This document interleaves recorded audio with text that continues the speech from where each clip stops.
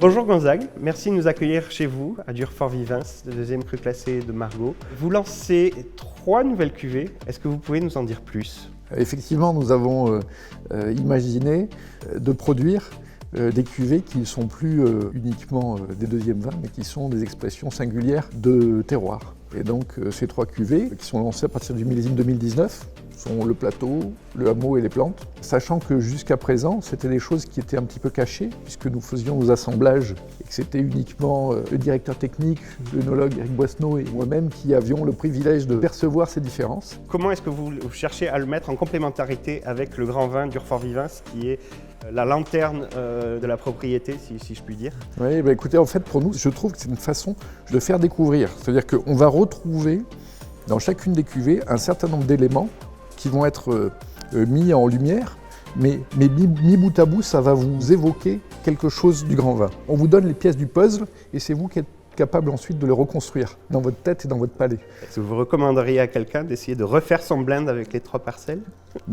Je pense que ce qu'il y a, c'est que l'approche est ludique aussi. C'est-à-dire que c'est ce qu'on a voulu faire. On le fait au travers de ces 3 parcelles, mais aussi, par exemple, on va faire quelques coffrets où on aura les 3 parcelles qui seront côte à côte. Donc, chacun pourra y faire si je veux dire, sa propre cuisine, les apprécier telles qu'elles sont, et puis pourquoi pas, s'il en reste un petit peu au fond, de se dire tiens, et si on mélangeait, qu'est-ce que ça donnerait?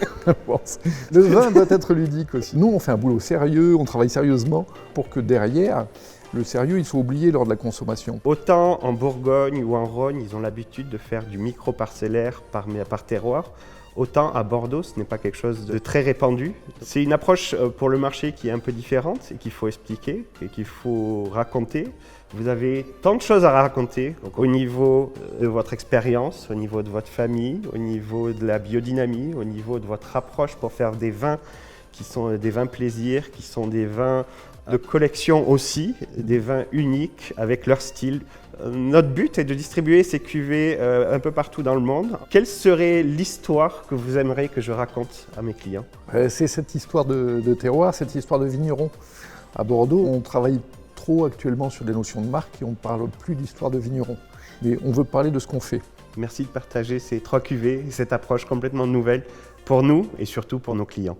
Merci beaucoup Gonzague. Merci Guillaume.